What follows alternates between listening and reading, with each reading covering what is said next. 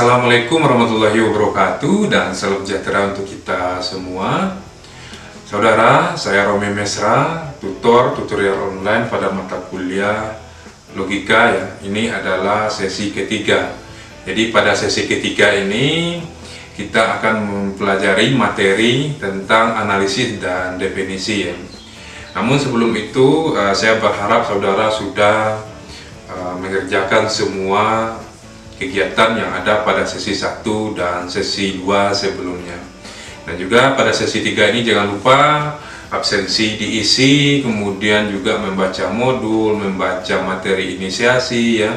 Kemudian juga terutama saudara harus aktif ya dalam kegiatan diskusi, apakah itu boleh juga bertanya, menjawab gitu ya, menambahkan atau juga mengomentari jawaban dari teman-teman mahasiswanya yang lain begitu ya. Itu bisa dilakukan.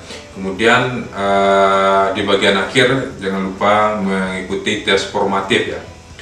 Baik saudara, pada materi kali ini tentang analisis dan definisi, kita tentu tidak asing ya dengan kata analisis dan juga definisi ini ya. Ini sering kan kita dengar ataupun juga kita ucapkan gitu ya.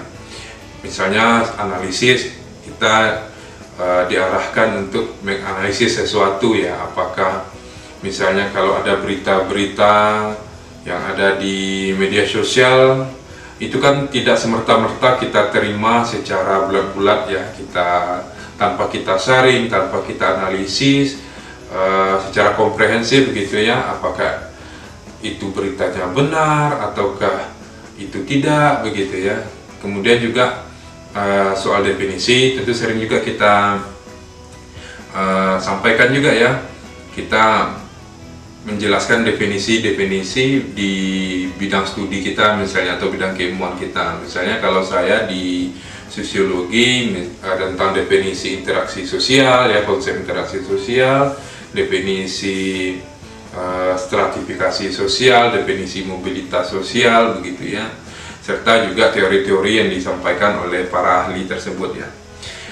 Nah, di materi inisiasi ini analisis disebutkan merupakan penguraian secara jelas dan berbeda ya dari keseluruhan bagian-bagian. Jadi analisis itu dijelaskan sebagai penguraian ya, bagaimana menguraikan sesuatu itu secara jelas, namun dari berbagian-bagian yang berbeda begitu ya secara keseluruhan. Dan saya pikir saudara juga bisa memberikan contoh sendiri tentang analisis ini ya. Kita selalu diarahkan untuk menganalisis banyak hal begitu ya yang ada yang kita temui dalam kehidupan kita ini. Tentu kita tidak hanya seperti menjadi pengikut ya, mana yang orang lain lakukan kita ikuti, mana yang orang lain suka kita juga suka begitu. Tentu kita harus memiliki pemikiran sendiri berdasarkan analisis sendiri. Nah, di sini analisis ini terbagi atas beberapa ya. Yang pertama itu analisis logis ya. Sebelumnya kan kita juga sudah mempelajari tentang apa itu logika, apa itu hal-hal yang logis begitu ya. Ya logis kan dalam artian masuk akal ya. Berarti analisis logis ya, kita harus melakukan analisis secara masuk akal begitu ya, secara realistis ya. Di sini ada pembagian analisis logisnya, analisis universal dan analisis dikotomi ya. Kalau analisis universal berarti kan analisis secara umum ya, secara hal-hal yang sifat universal kan hal-hal yang bersifat umum ya. Makanya di sini digambarkan sebagai prinsip deduktif ya, hal-hal penjelasan dari hal-hal yang sifatnya umum itu kan menyeluruh, barulah kemudian ke hal-hal yang sifatnya khusus. Nah, jadi kalau dalam penelitian itu atau dalam proposal itu bisa dijelaskan hal-hal yang sifatnya umum dulu. Kalau tentang konflik secara umum, barulah nanti hal-hal yang sifatnya khusus, konflik di lokasi penelitian kita, baru kita jelaskan kondisi konflik di penelitian kita itu. Kemudian analisis dikotomi. Kalau di sini dikatakan berdasarkan prinsip eksklusi terti ya, pada konsep sederhana dan kompleks lebih ke term positif dan negatif ya. Misalnya ya manusia itu ada yang berperilaku baik ya, dia term positif, ada yang berperilaku buruk ya, term negatifnya. Jadi singkatnya seperti itu.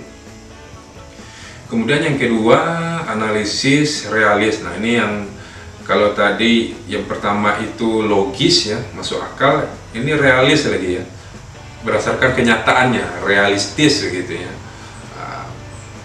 Tentu kita di samping menganalisis itu secara masuk akal, tentu kita harus juga melihat bagaimana fakta di lapangan, bagaimana kenyataan di lapangan. Makanya tidak bisa kita simpulkan sesuatu itu berdasarkan pengamatan semata ya, harus melakukan analisis dari berbagai sisi ya. Di sini dijelaskan analisis itu yang pertama ada analisis esensial. Esensial ini kan yang bisa kita sebut sebagai dasar ya, esensi ya. Esensi itu kan dasar ya. Berarti analisis berdasarkan dasar dilakukan dengan bagian dasar yang mewujudkannya. Kemudian analisis aksidental. Nah, aksidental ini kan kebetulan ya bisa disebut. Misalnya aksidental itu kan ini sifatnya aksiden gitu ya, kebetulan gitu ya, tidak sengaja gitu ya. Jadi melakukan analisis atas dasar sifat-sifat yang menyertai wujudnya itu. Jadi sifat-sifat lain gitu ya, hal-hal yang mungkin kebetulan atau tidak sengaja tadi ya. Di sini hukum analisis dikatakan analisis harus dilakukan menurut asas tunggal atau prinsip yang sama. Kemudian yang kedua, analisis harus lengkap dan tuntas. Kemudian yang ketiga, analisis harus jelas terpisah antara bagian-bagiannya. Ya misalnya kalau komputer ya, kalau dia rusak, tentu kita tidak bisa mendiagnosa ini rusaknya karena apa tanpa kita analisis dulu satu persatu. Apakah ini baterainya misalnya, apakah ini LCD-nya, apakah ini tombolnya, dan lain sebagainya. Nanti setelah kita periksa, baru kita jelaskan secara satu persatu ya. Baterainya ini ternyata bocor, ya, kemudian LCD-nya tidak ada masalah dan lain sebagainya. Jadi kita harus menjelaskannya itu berdasarkan bagian-bagian. Kemudian yang keempat, analisis bersifat rasional dan deduktif. Nah ini yang tadi ya, hukum analisis itu ya harus masuk akal ya. Kemudian kita jelaskan konsep klasifikasi ya, atau penggolongan. Nah ini kan juga sering kita dengar ya tentang apa itu kelas. Kita harus mengklasifikasikan ini gitu ya. Kita harus menggolong-golongkannya gitu. Di sini dijelaskan klasifikasi merupakan pengelompokan sistematis bagian-bagian yang terpisah atas dasar sifat, hubungan, dan perannya ke dalam keseluruhan. Ini berguna ya kalau kita melakukan penelitian itu dalam pengumpulan data. Tentu datanya kita harus kelompokkan ya. Misalnya kita kelompokkan berdasarkan usia kah, atau kita harus kelompokkan informan, mana informan utama, mana informan pelengkap begitu ya. Nah ini penting ya. Kemudian ini banyak ya, kalau saya jelaskan akan sangat panjang ya. Saya pikir nanti bisa dibaca di modul atau di materi ini ya. Oke, kemudian masuk ke definisi ya, definisi atau penjelasan. Nah, ini kan sering ya. Misalnya apa definisi dari interaksi sosial? Adalah hubungan timbal balik antara individu dengan individu, individu dengan kelompok, dan juga kelompok dengan kelompok. Nah, atau konsep sosiologi, apa itu definisi sosiologi misalnya. Mempelajari tentang masyarakat, tentang konflik, tentang kelas ya, tentang perubahan sosial dan lain sebagainya itu. Nah, di sini dikatakan definisi merupakan penentuan batas konsep atau pengertian secara singkat, tepat, jelas, padat, dan lengkap sehingga diperoleh rumusan term yang jelas dan berbeda, atau pernyataan yang berisi penjelasan tentang pengertian suatu term. Nah, kita kan kemarin juga sudah pelajari apa itu term ya. Ya, misalnya kalau MOS, apa definisi MOS misalnya? Apa yang bisa kita jelaskan tentang MOS ini? Tentu dia akan berbeda penjelasan definisi MOS ini dengan definisi flash disk ya. Nah, itu yang disebut dengan definisi. Dia menjelaskan tentang term itu, menjelaskan tentang sesuatu itu ya. Dan definisi ini akan membedakan sesuatu itu dengan sesuatu yang lain.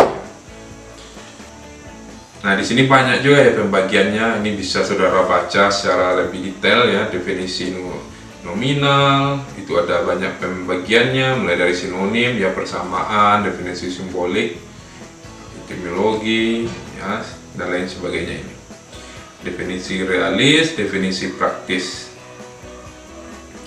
Nah, itu saya pikir bisa dielaborasi lagi. Saudara bisa cari contoh-contoh yang lebih faktual lagi, yang lebih aktual ya, yang ada di sekitar saudara mungkin. Nah, itu yang saya lebih suka, saudara mencari contoh sendiri yang terkini, yang ada di lingkungan saudara, kemudian berdasarkan pemikiran sendiri. Dengan demikian, definisi merupakan bagian dari ilmu pengetahuan yang ilmiah ya.